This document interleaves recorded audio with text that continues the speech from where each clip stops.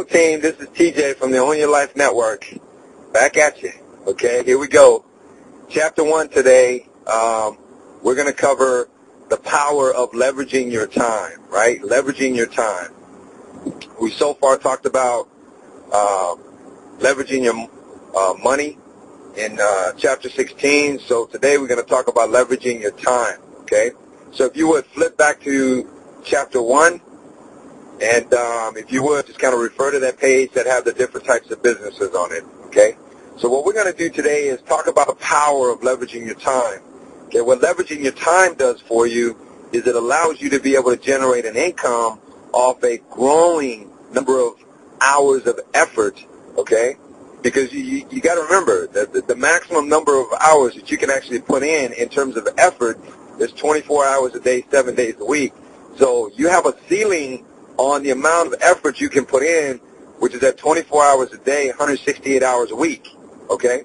So now by leveraging your time, you have the ability to create an unlimited pool of effort, okay, by building a team of people, since people are the only ones that have time, right? Okay? By growing a team of people and leveraging off the efforts of that growing team, okay? What that does is it removes the limitation of that 24-hour clock and allow you to earn income on an unlimited amount of effort, okay? So that's the power of leveraging your time. So we're going to cover basically 3 different things. We're going to talk about what are the different ways that you can leverage your time, and we're going to talk about, well, what's the benefit of leveraging your time? What are the different benefits? And then we're going to talk about a little bit of an intro into Chapter 2, which is going to talk about how we have chosen to leverage our time, okay?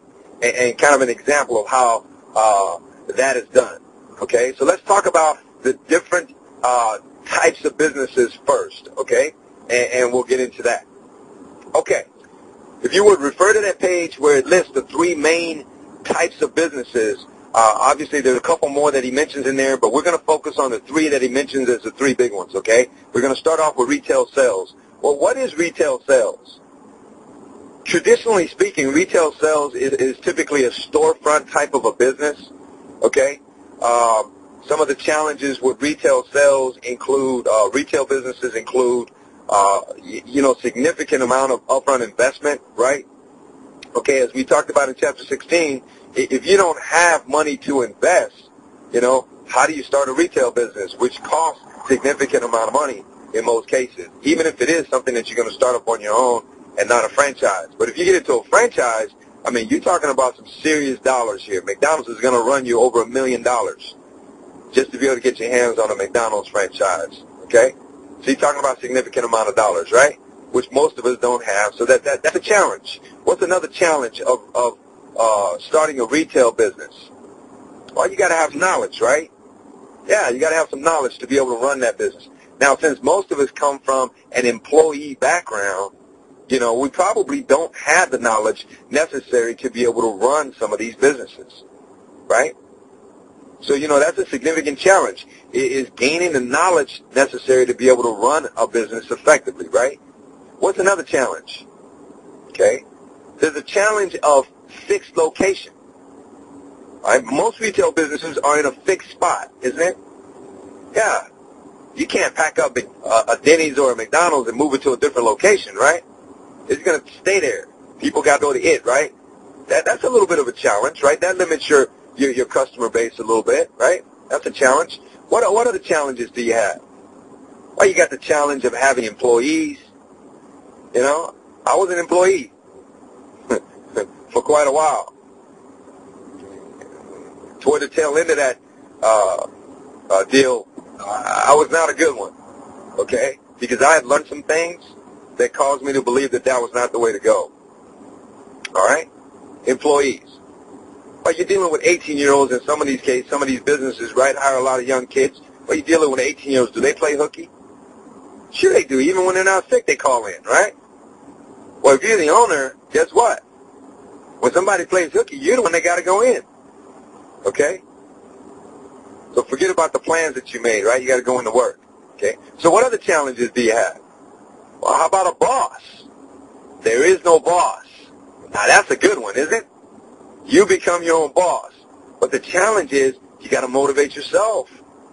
You got to motivate yourself to go in, right? Sometimes that can be a challenge if you've always been motivated by someone else, right? Now you got to be self-motivated. That's a challenge. What are the challenges? What is the challenge of liability, right? What if you own a Denny's or something and people come in there and somebody happened to slip on that tile floor? Now there's a challenge of potential liability, right? Lawsuits, okay? So there's a lot of challenges associated with retail businesses. So we're not going to talk about retail businesses today, okay? That's as far as we're going to go with that, okay? What's the second option that he lists on the page in chapter 1? Direct sales. How many of you like to sell? Some of you are probably answering the way I answered, which was, I don't. I don't like to sell. I hate the looks that I get when someone, creates a perception that I'm selling or develops a perception that I'm selling based on what I'm talking to them about, right? So I don't like selling, okay? But if you get into a sales business, while it does, in most cases require less upfront capital to be able to start one of these, right? You have to be able to learn some very valuable skills in the area of sales, and those are tough skills to pick up, right? So that's a challenge. What's another challenge? You have to sell. So you're always chasing the next sale, right? Okay? Some of the businesses you can get into in this area are things like, eBay, online businesses, online stores, right? Pamper Chef, Avon, Mary Kay, candles, all sorts of different things. Jewelry, right? Shaved ice. I even ventured into that for a little while, and obviously we didn't make it work, right? Okay? So there's some challenges with direct sales. Okay? So we're not going to talk about sales and direct sales today, okay? So what we're going to do is we're going to first focus on that third one. That third one is what's that called? Network marketing, right? Network marketing. Before we get into network marketing, let's talk a little bit about a home-based business, which network marketing is, and the benefits of owning a business out of your home. Okay?